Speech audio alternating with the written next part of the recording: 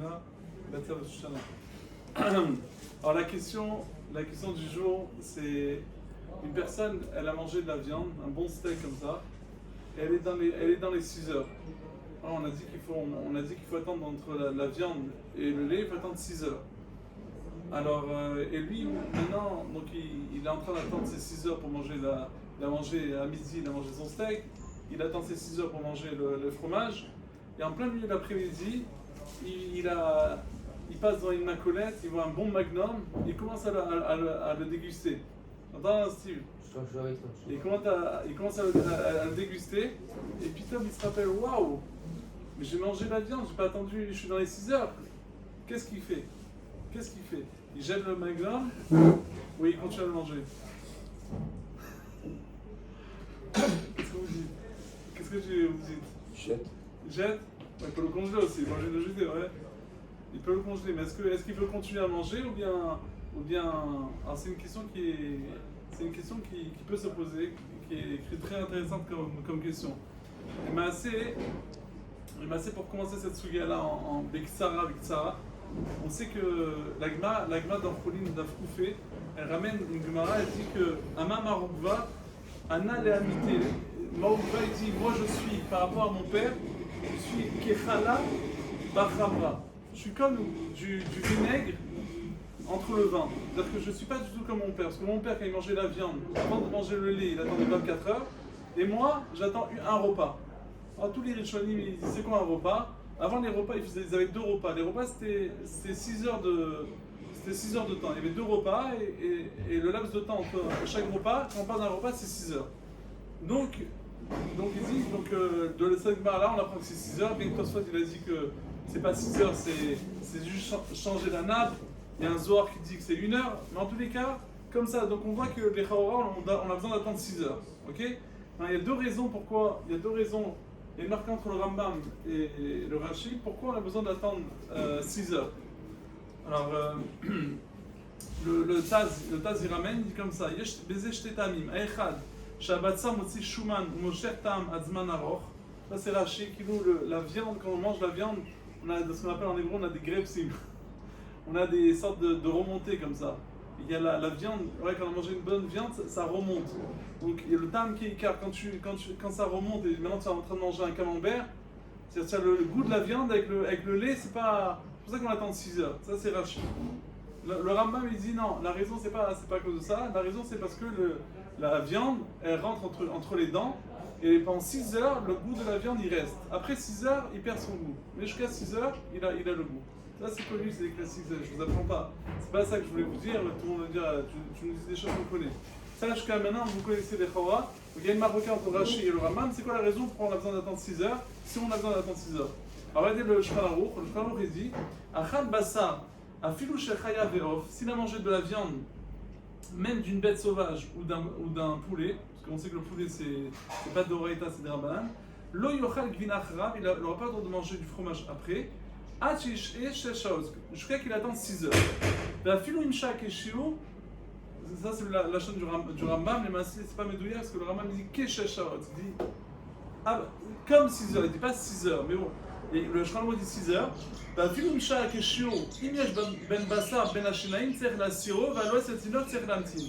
dit le Rambam, c'est quoi la nafkamina? C'est quoi la différence qu'il y a si je dis comme Rashi que c'est la viande qui remonte? Ou bien je dis comme le Rambam que les morceaux de viande ils rentrent. M'a dit une mère qui veut voir si le plat il est chaud ou bien il est bien salé et donc elle commence à le mâcher. Mais elle n'a pas à rentrer dedans, après elle le ressort de la bouche. Si je dis que la raison pourquoi il faut attendre 6 heures, parce que c'est la viande, c'est le goût qui monte, ben là il n'y a pas de goût parce que j'ai sorti la viande. Donc, d'après ça je n'ai pas besoin d'attendre. Mais si je dis que la viande, dès que je mâche, ça rentre dans mes dents, alors même si j'ai juste mâché, je dois attendre. Ça c'est la nafkamina entre le Rambam et Rashi. Alors il dit, le Shulchan Aruch comme il pense comme le Rambam, il dit, et celui qui est une femme ou n'importe qui mâche pour un enfant, il a besoin d'attendre 6 heures. C'est-à-dire que le Shulchan Aruch, ça c'est le résultat que je veux dire, le Shulchan Aruch il est possèque, Meikarazin, il ne dit pas que c'est un minag, Meikarazin il faut attendre 6 heures. Le Shulchan Aruch il pense comme le Rambam qu'il faut attendre 6 heures, mais basta. Ok? Vient le Rama il dit, Aga, Vei Matzar Kar Basar Jana, après il dit, Vei Shomrim, Den Tsrim Lamtin Sheshot, Rak il y en a qui disent qu'il ne faut pas attendre 6 heures. Il ne faut pas attendre 6 heures. Ok. Après, il dit, à la fin, il dit Veyesh medagdekim lamtin shesh shaot. Après, il dit pendant 1 heure. Après, à la fin, tout à la fin, il dit Veyesh medagdekim. Il y en a qui sont medagdekim lamtin shesh shaot, d'attendre 6 heures. Achar achilat basar medina. Après la viande et le fromage. Vechen lachon laasot. Ça veut dire que le Rama, il ne dit pas que c'est mi-karadine, c'est mi-tam aminag. En vérité, je n'ai pas besoin d'attendre 6 heures. Ce que j'ai besoin d'attendre 6 heures, le medagdek. Le medagdek, c'est-à-dire que le minag, celui qui veut faire mi-tam aminag, il doit attendre 6 heures. Donc, Bémed, le Kaf HaChaim, il ramène, il dit qu'une personne qui est en train de manger un magnum, ouais, il a mangé le steak 2 heures après, 1 heure après, il a pris son steak, il a complètement oublié. En disant en Marseille, il a zappé et il a mangé son magnum. Ouais, il a mangé son magnum. Alors, Béhémet, dit le Kaf HaChaim, il peut continuer à manger. Comme ça, il dit le Kaf HaChaim. Bizarre, non? Parce que d'après le Shulchan Aruch, vient Rav Yosef et il n'est pas d'accord, il dit vous n'avez rien compris. Le Kaf HaChaim, il n'a pas parlé pour les Sfaradim. Le Kaf HaChaim, il a parlé pour Sefer HaKdoshim. Et là-bas, lui, il a parlé d'après le Rama. D'après le Rama, que c'est un minag, c'est pas un din. C'est juste un minag. Alors si maintenant tu as oublié, ben continue ton magnum. Pourquoi? Parce que tu vas avoir du tsar, tu vas être triste, tu vas être ci, tu vas être ça. Comme c'est un minag, c'est l'air. Il n'y a pas vraiment un lien d'attendre 6 heures, c'est juste un minag.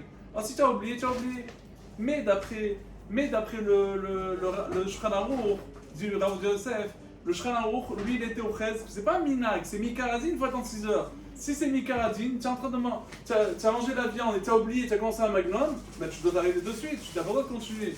Donc ça veut dire que même, bien que les gens ils comprennent rien, ils disent ouais, il y a un Kaf HaChaim qui dit que si j'ai commencé un magnum, le Kaf HaChaim il dit voilà. Non, mais le Kaf HaChaim il dit, le Kaf HaChaim c'est le Sfaradim.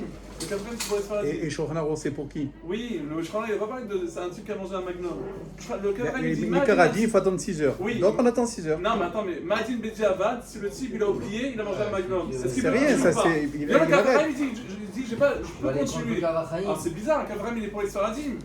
C'est bizarre les rois. Alors vient Rav Yosef il dit non, le Kaf HaChaim, tu n'as pas bien vu, le Kaf HaChaim il parle au nom de Sefer HaKdoshim et lui il a parlé d'après le Rama, puisque le Rama il aurait que c'est un minag, c'est pour ça qu'il a été cool.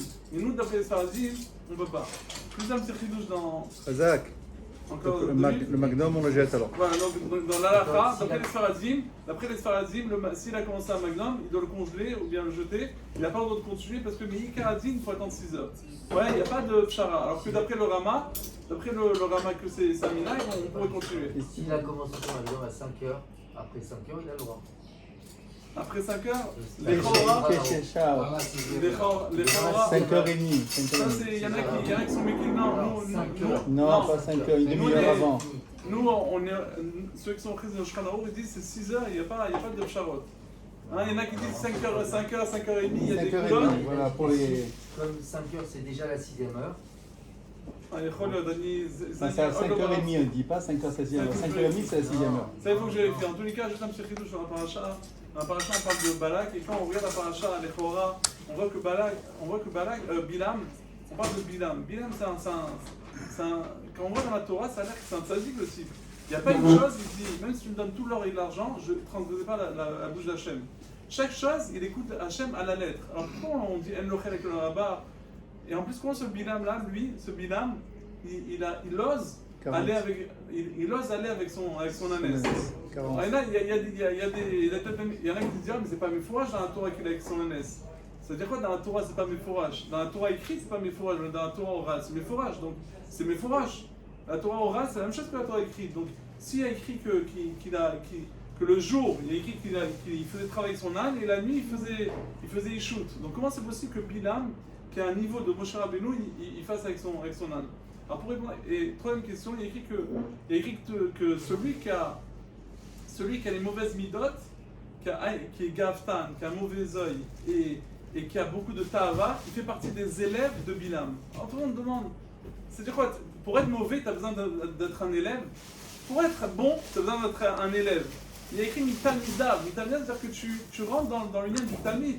C'est-à-dire que Bémet Bilam, il t'apprend quelque chose. Alors le lien, il est comme ça que Bémet Bilam, il est complètement différent que on parle de Bilam, on ne parle pas de Esav et de Ishmaël.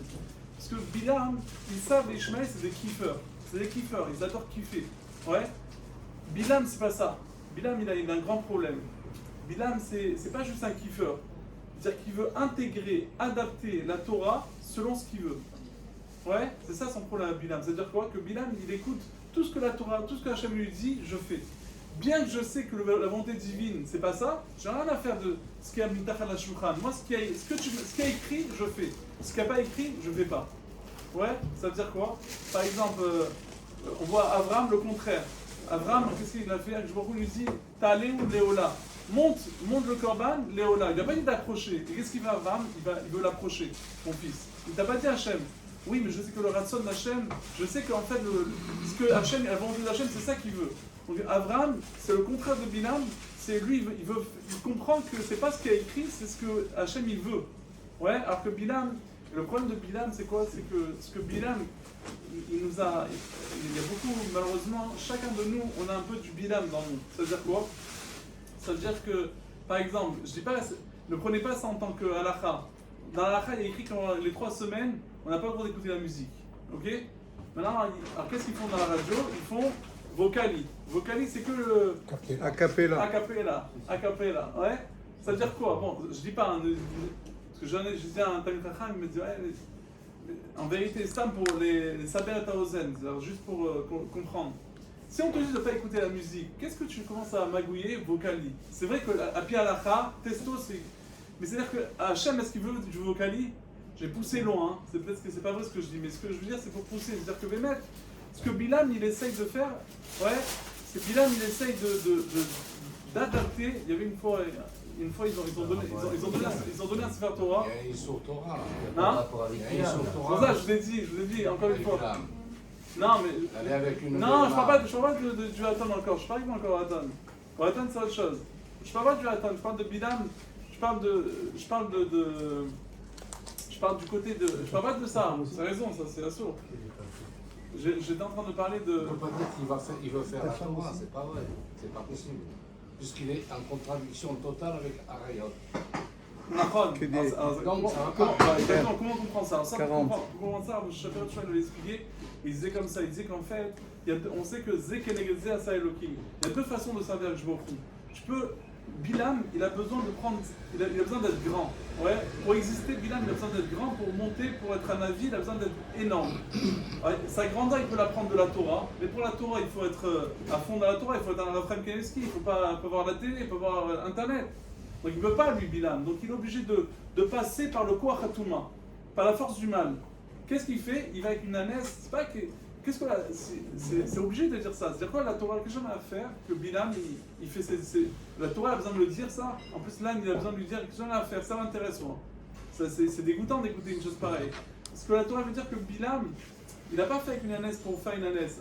Bilam, il a besoin de l'ânesse pour attraper sa grandeur, pour s'élever grâce de par la Touma. C'est joli, non? T'as pas aimé? C'est joli, c'est-à-dire que Kilou, ouais, mais Bilam, il a besoin d'être un grand. Comment il est un grand? Il va faire les pires bêtises pour recevoir plein de Touma, et ces forces de Touma, ils peuvent les lever. Jusqu'à où on ne sait pas, mais ils peuvent les lever et arriver à un niveau pour arriver à contrer. Donc, encore une fois, c'est bon, ça c'était juste pour expliquer. Mais en 2 mots, ce que je voulais dire, mais je finis avec ça, c'est qu'on voit de la paracha, ce que je veux dire, c'est que Bilam, pour vous expliquer, on a dit ce matin, il y a 2 choses. Il y a une personne, c'est un ingénieur, il travaille avec un ordinateur, c'est un programmateur. Et il y a un autre, c'est un hacker. C'est quoi la différence? Le programmateur, lui, il est super bon en ordinateur, et le hacker, il est super bon en ordinateur.